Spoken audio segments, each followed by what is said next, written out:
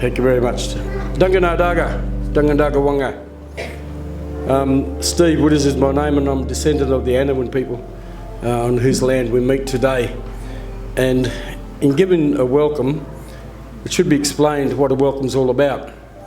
It's done in the spirit of goodwill and friendship and cooperation and understanding about where you are and why you're here.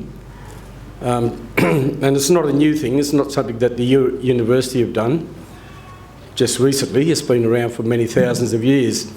And a welcome to country was traditional between Aboriginal people from different countries, because Aboriginal Australia is made up of over 300 different countries. And it's defined by the landscape. So when the landscape changes, so does the custodianship of that country. And so when you see the physical changes, for example, from here to the coast, when the land drops away, it becomes a different country. When you go from here to Tamworth, when the land drops down near Moombi, it's a different country.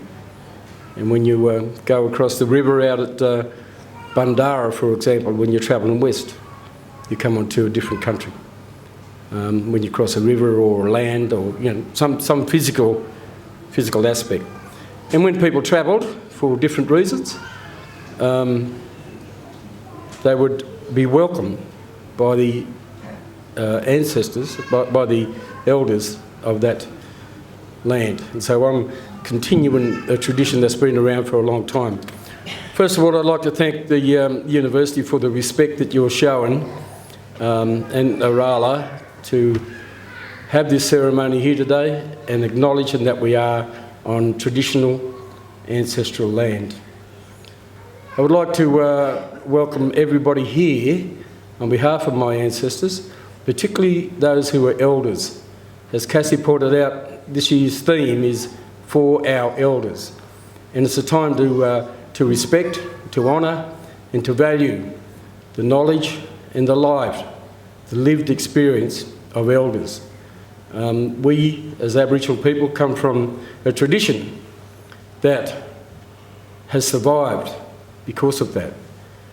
Oral tradition, where elders are storytellers and they pass knowledge on from time to time. The whole land, the whole landscape is a classroom.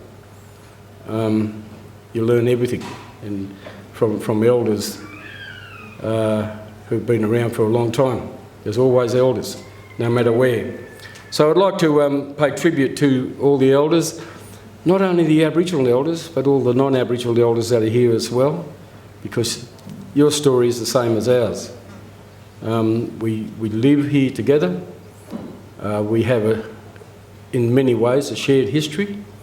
Non-Aboriginal elders may not have experienced some of the things that Aboriginal elders did, but by turning up today for NAIDOC Week, you're showing that you want to understand and want to be part of, have some empathy towards Aboriginal history and culture. And I'd like to pay tribute to all the elders that have walked before us, the elders that today walk with us, and those, the emerging ones, that will follow in our footsteps. It's important for that continuity, and that's why Aboriginal Australia has survived for thousands of years, because of its continuity, and we are regarded as the oldest living culture in the world. Now, I know we've got some people who haven't been here before, and some people from overseas. I met a couple of ladies here earlier, Ria from India, who's just started at the university, and Lilibet from Germany. So this is all new to them, and it may be new to a lot of other people as well. And a ceremony like this is probably new to many of the younger kids that are here today as well, because today being the first day of the holidays, it's important for them to attend and also be here to honour elders in the way that our tradition has shown. I'm going to give you just a little bit of an example of where we are. Cassie mentioned we're on Andaman country, and we're one of many countries around this area. Anowin is the ancestral home of my people, but we're surrounded by other countries. The Gumbanga, the Dungutty, the Biripi, the Kamilaroi, the Ngurrabul, the Yukumbul, the Warramai, the Wonnarua, the Biripi, Awabikal. They're all different countries going south, and then you go up north and you can come up to Brisbane way, and you're in Jagera and Yukumbul and well, so many, too many countries. Bunjalung, they're all neighbouring countries. And Australia's history should be learned a lot more, that we were a multicultural country before any white man came here. Multicultural because Aboriginal people lived in different countries, they spoke different languages, they had different ways of living. Some Aboriginal people lived in the desert, some lived in rainforests, some lived in the snow. Some lived on the western plains and the coastal people, but all very different, but all united by one thing, and that is the land and the sun. And that's reflected in our flag. We've got a flag up there, Kaz? Yep. Yeah, if you haven't got a flag, I've got a stick here that says it. The red, black and yellow, people united by the sun. So I'll tell you where we are in Anowin land here. For the original inhabitants, it was a cycle of life. From fire to death to regrowth. From dry, desiccated yellow to lush, succulent green. They were part of the regenerative process. My ancestors, the Anowin, they lived here. They were part of the land, and the land was part of them. They thought in cycles, in circles. What went round came round. It regenerated. Then they encountered the people who thought in straight lines. These strangers, they had linear stories with a beginning, a middle and an end. Anowin storytellers, they could tell you of Gunnamatta, the high country, where the waters came, from where the waters came. They spoke of Alpawan, the low country, where the waters linger. And then they spoke of the violently broken country, Oorala, where the waters fall. And that marks the beginning and end of Anowin country, where the land changes and the waters fall. So I'd like to welcome you all here to my ancestral land, and I'll do it in my language, which says where feel comfortable, you feel safe, and you're most welcome to the land of the Anowin people. I also welcome all descendants of other Aboriginal groups that are here today, and honour and acknowledge your history and past as well, and future.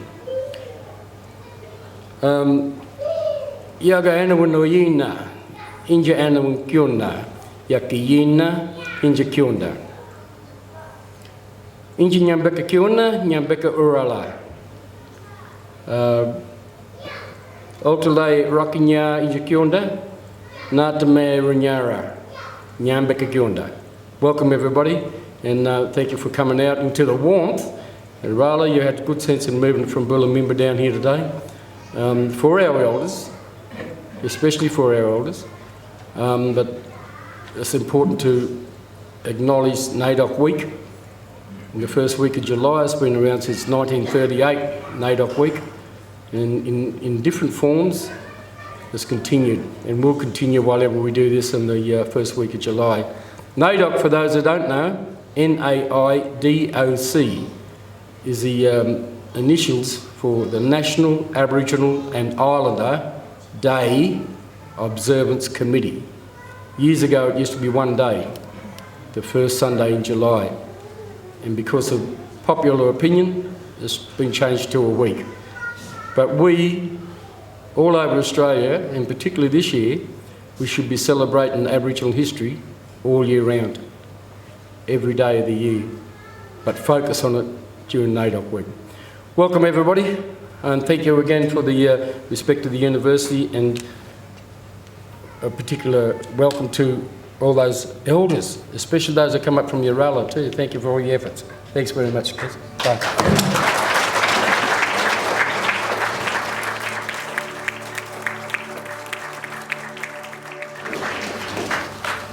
Thanks, Cassie, and thank you to Steve Ahoy for the smoking ceremony and Steve Widders for the welcome to country, particularly in this NAIDOC week with the theme of For Our Elders.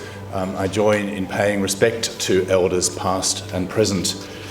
It's an honour and a privilege to be speaking here on behalf of the university on this really momentous week in every year, but as Steve Widders said, a momentous year for the place of Indigenous Australia in Australian life.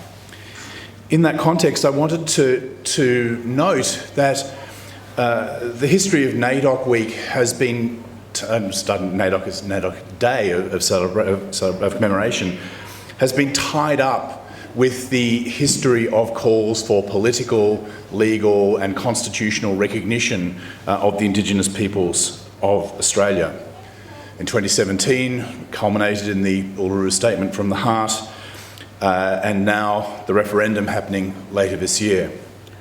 I'm really pleased to be able to say that last week the Academic Board, the Council and the Executive of the University of New England all made a statement taking account of this university's history, its mission and its vision.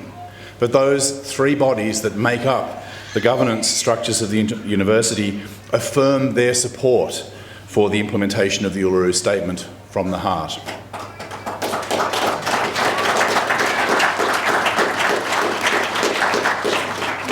As people have said, this is a momentous year, and people will no doubt have different views about these matters. The university remains a place of learning, of debate, of free speech and academic freedom around these topics, as all others. But it's an important occasion to note that the university stands for the implementation of the Uluru Statement of the Heart. And in doing so stands with the elders who've had long association with this university. I pay particular tribute to Uncle Colin Ahoy, the first and only elder in residence of this university. Uncle Colin became UNE's campus mentor for Aboriginal and Torres Strait Islander students back in 2010, and 3 years later, our elder in residence, a platform through which he found authentic ways for Aboriginal and Torres Strait Islander students to engage with, participate in and succeed in tertiary education. The heart of our mission as an institution, enabling all who wish to succeed in education to do so, to find pathways for those, and in particular to find pathways for those who've been excluded from other educational pathways. In 2021, Uncle Colin received an honorary doctorate for his service to UNE and the community. We've also recognised the outstanding achievements of Professor Jack Beatson, Mrs Diane Roberts and others for their contribution to the development of Aboriginal and Torres Strait Islander education. They both received honorary doctorates, Professor Beatson for contribution to adult education in Indigenous communities, and Mrs Roberts for her distinguished service to the Aboriginal community within the broader New England region and her continuing service to the Oorala Aboriginal Centre.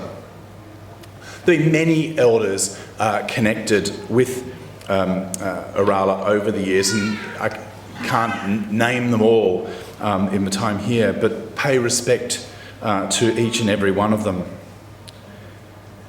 In 1988, the university joined in acknowledging the earliest inhabitants of the New England tablelands who pioneered the original system of learning in Australia for over 40,000 years. This is not, as Steve Widders regularly reminds us, the first place of learning on these tablelands. The history of education goes back not 70 years, but thousands of years, tens of thousands of years.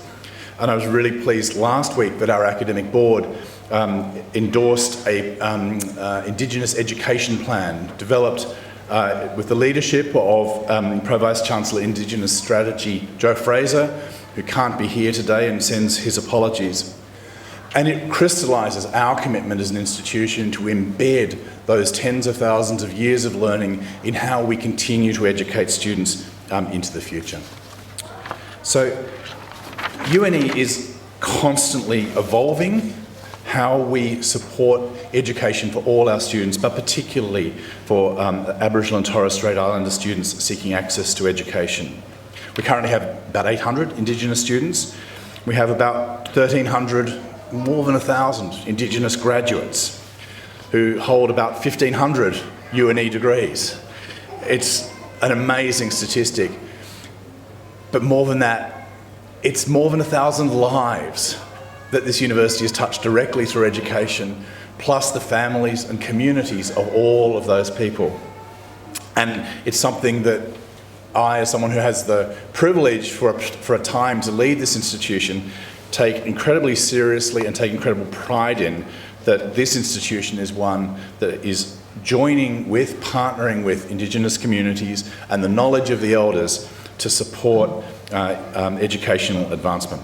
So, it's an honour, a privilege to be here to celebrate NAIDOC Week in a year that holds so much promise for a recalibration, a reset, a new beginning in how the Australian nation engages with and listens to the voice of Indigenous peoples in Australia. I hope, speaking personally, that we seize that opportunity with vigour and enthusiasm. Regardless, on behalf of the institution, I think this is a momentous year and a real opportunity for listening to voices throughout our community, to celebrating all our elders. So thank you for joining in this event today. Thank you for inviting me to say a few words, and I wish it all the best.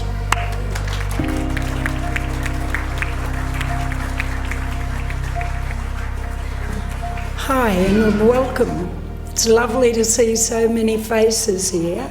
I've looked around and looked at the generational gaps between all of us, and it's lovely to see our young people sitting here and paying such great attention to what's going on. Thank you. My talk today is encapsulated, really. It's wrapped up within the project description for this year by the NAIDOC committee. So I'll start to read. It's across every generation, elders have played and continue to play an important role and hold a prominent place in our communities and families. They have been the cultural knowledge holders, trailblazers, nurturers, advocates, teachers, survivors, leaders and workers, hard workers and loved ones. They pick us up in our low moments and celebrate us in our high ones. They comfort us and pull us into line when we need to be. They've guided our generations and paved the way for us to take the paths that we take today. Guidance not only through generations of advocacy and activism, but in everyday life and how to place ourselves in the world. Our communities draw strength from their knowledge and experience in everything from land management, cultural knowledge, to justice and human rights across multiple sectors like health, education and arts, politics and everything in between. They've set the many courses we follow. The struggles of elders help to move us forward today. The equality we continue to fight for is found in their fight.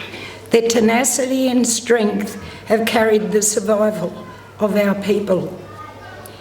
It is with their influence and through their learning that we must ensure that when it comes to future decision making for our people, There is nothing about us without us.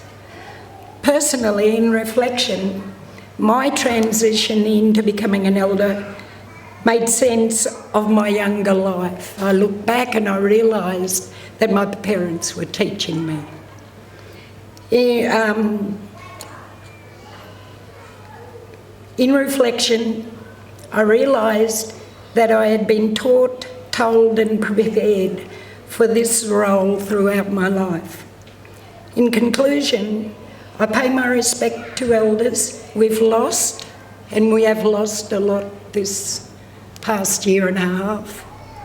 And to those who continue fighting for us across all nations, and I pay homage to them. Thank you.